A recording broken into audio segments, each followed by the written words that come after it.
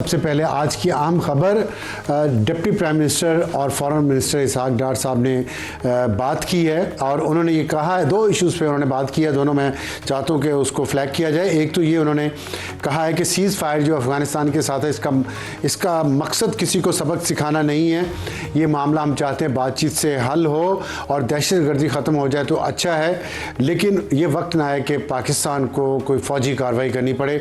और इसके लिए उन्होंने और भी कुछ बात की है। उन्होंने कहा कि प्रॉक्सी वॉर इस रीजन के लिए अच्छी नहीं है, पाकिस्तान और अफ़गानिस्तान के अवाम के लिए अच्छी नहीं है।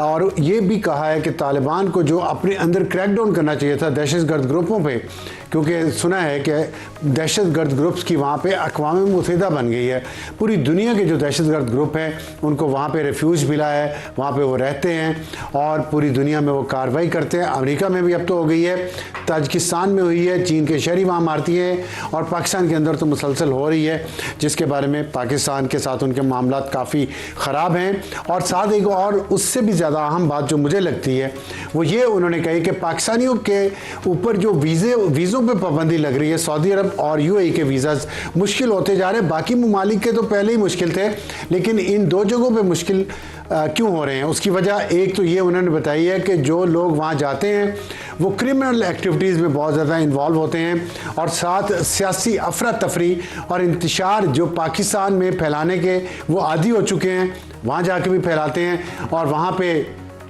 उनके ज़ाहिर है उनकी सोसाइटी का अपना मिजाज है, उन्होंने अपनी इकॉनमी को अपने हिसाब से तरक्की दे रहे हैं, अपने मुल्कों को अपने हिसाब से डेवलप कर रहे हैं। पाकिस्तानी वहाँ जाके यहाँ से भागते हैं कि हमारा मुल्क अच्छा नहीं, और वहाँ जाके फिर पाकिस्तान बनाना शुरू कर देते हैं, जिस पे वो लोग उसको पसंद नहीं कर रहे। इसलिए चंद लोगों की गलतियों और जराइम की सज़ा पूरी कौम को मिल रही है। और सऊदी अरब में इसलिए पाबंदी लग रही है ज़्यादा कि पाकिस्तानी उम्रे और हज के नाम पर वहाँ जाते हैं। आप अंदाज़ा लगाएं हमारे अंदर कैसा कैसा फ्रॉडिया बैठा हुआ है। और जाहिर है ऊपर सियासतदानों से लेके नीचे तक जब इस्लाम का नाम इस्तेमाल करेंगे तो ये लोग भी इस्तेमाल करते हैं। हज और उम्रे पे जाते हैं और वहाँ जाके भीख मांगते हैं, कई महीने वहाँ रहते हैं और लाखों करोड़ों रुपए इकट्ठा करके लेके आते हैं, साथ तोहफे तोहफ़ भी लाते हैं अपने रिश्तेदारों के लिए। लेकिन असल काम क्या होता है उनका, वहाँ जाके भीख मांगना और इस मुल्क की बेइज्जती करवाना।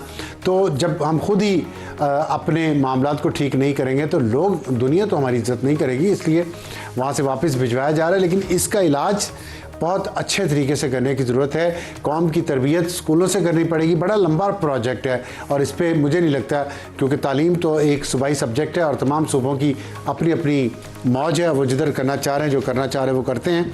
एक कब होगा, कैसे होगा, पाकिस्तान की कौम को कौन ये सिखाएगा सब कुछ, सेल्फ़ रिस्पेक्ट कौन सिखाएगा, गुर्बत को कौन ख़त्म करेगा, बहुत बड़े सवाल है। लेकिन आज चलते हैं हमारी आज की प्रोग्राम के इंट्रोडक्शन की तरफ। टॉप स्टोरी होगी हमारी पीटीआई का मत कार्ड और कौमियत कार्ड। बहुत सारे कार्ड खेले हैं पीटीआई ने अपनी सियासत को ज़िंदा रखने के लिए, और अब वो इमरान खान साहब की मौत का कार्ड खेल रहे हैं और साथ साथ कौमियत कार्ड भी खेल रहे हैं, जिसके बारे में हम बात करेंगे अपनी टॉप स्टोरी में। हमें ज्वाइन करेंगे सेनेटर अफनानुल्लाह जो रहनुमा है पाकिस्तान मुस्लिम लीग नून के, और शेर अफजल मरवत जो रुकने कौमी असम्बली हैं, सीनियर सियासतदान हैं, पीटीआई में बहुत अरसा रह चुके हैं, अब उनको निकाल दिया गया है।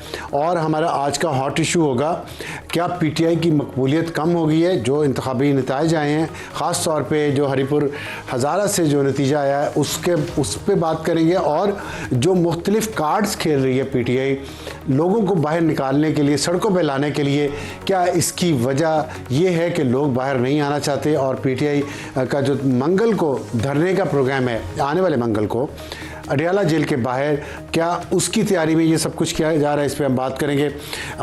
बैरिस्टर उमैर नियाज़ी साहब जो रहनुमा है पाकिस्तान तहरीक इंसाफ के, और हमारा आज का एडिटोरियल होगा उस इंडियन फिल्म पे, धुरंधर उसका नाम है शायद, अगर मैं सही प्रोनाउंस कर रहा हूँ, जो चौधरी असलम पाकिस्तान के एक पुलिस के ऑफिसर और रहमान डकैत वो भी पाकिस्तान के एक किरदार, उनके बारे में है। और अब ये दोनों ज़रबुल मिसल बन गए हैं, एक तरफ पुलिस और दूसरी तरफ चोर, और इन दोनों के किरदार पे फिल्म बन रही है। उस फिल्म का ज़ाहिर एक एंगल ऐसे हैं जो जिस पे पाकिस्तानियों को एतराज़ है और चौधरी असलम की फैमिली को भी एतराज़ है, लेकिन ये तो होगा जब हमारे अपना फिल्म और सिनेमा काम नहीं करेगा। तो ये हमारे आज के प्रोग्राम का टॉप स्टोरी से पीटीआई का मौत कार्ड और कौमियत कार्ड। सेनेटर अफरानुल्लाह साहब अस्सलाम वालेकुम, खुश आमदीद। और शेर अफजल मरवा साहब खुश आमदीद। मैं ये ज़रा आपको सुनाऊँ, रोज़ीना ख़ान इमरान ख़ान की बहन है, उन नौरीन ख़ान इमरान ख़ान साहब की बहन हैं और उन्होंने इंडियन टीवी चैनल के साथ जो बात की है, आपने सुना, उन्होंने कहा है कि आप जानते हैं इन लोगों को कि अगर वो चाहते तो वो हल्ला बोल सकते थे और यहाँ से खान साहब को रिहा करवा के ले जा सकते थे। इस पे सवाल ये पैदा होता है कि क्या पख्तून बच्चे सिर्फ इसलिए रह गए हैं कि वो मुख्तलिफ लोगों की मुख्तलिफ आइडियालॉजी के पीछे अपनी जानें कुर्बान करें। लेकिन मज़ीद जो एक मौत कार्ड है उसके बारे में उन्होंने NDTV और ANI और इंडिया टुडे इन तीनों चैनल्स पे उन्होंने बात किया, बल्कि रिपब्लिक TV जो है वो भी इस पे बात कर रहा है। इसमें ये धमकी है या रिजॉल्व है, इस पे तो नौरीन न्याजी साहिबा ही बेहतर बता सकती है, लेकिन मैं पहले शुरू करना चाहता हूँ अफजल मरवा साहब से। शेख अफजल मरवा साहब, ये बताइएगा क्या जो अभी बात की है उन्होंने, खैबर पख्तूनख्वा के मिजाज की बात की है, पठान बच्चों की बात की है। हमने पहले से देखा कि बुशरा बीबी जब पिछले साल 26 नवंबर को वहाँ से एक धरना और रैली लेके आ रही थी, तब भी उन्होंने पठान का लफ्ज़ इस्तेमाल किया, पख्तून का लफ्ज़ इस्तेमाल किया। ये ऐसा क्यों किया जा रहा है? क्या पख्तून बच्चे सिर्फ जंगों का ईंधन बनने के लिए रह गए? क्या उनका हक नहीं है कि वो तालीम हासिल करें, आपकी तरह बैरिस्टर बने, आपकी तरह 3 पीस सूट पहने और अपनी ज़िंदगियों को बेहतर करें, बजाय इसके कि या TTP वाले उन्हें खुद कुछ बम्बार बना रहे हैं, PTI वाले कह रहे हैं कि आप आ जाओ, आप जेलों पे हमला कर दो, आप अंदर घुस जाओ, आप कानून तोड़ो। ये किस तरफ लगाया जा रहा है पख्तून बच्चों को पिछले कई दिहाइयों से? शुक्रिया।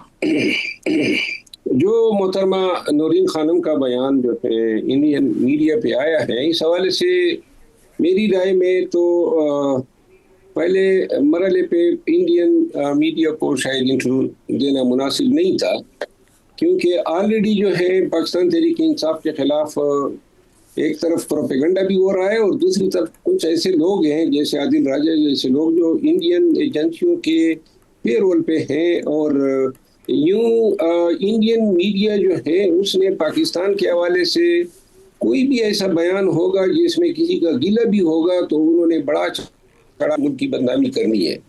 दूसरा, जहाँ तक मोहतरमा के बयान का ताल्लुक है, ये मेरे ख्याल में एक बहन का बयान है, इसको तो मैं सियासी बयान नहीं समझता हूँ और ना कोई ये मैच्योर बयान है कि पाकिस्तानी जो हैं वो अडियाला जेल की दे पलांगेंगे या कोई इदारों पे हमलावर होंगे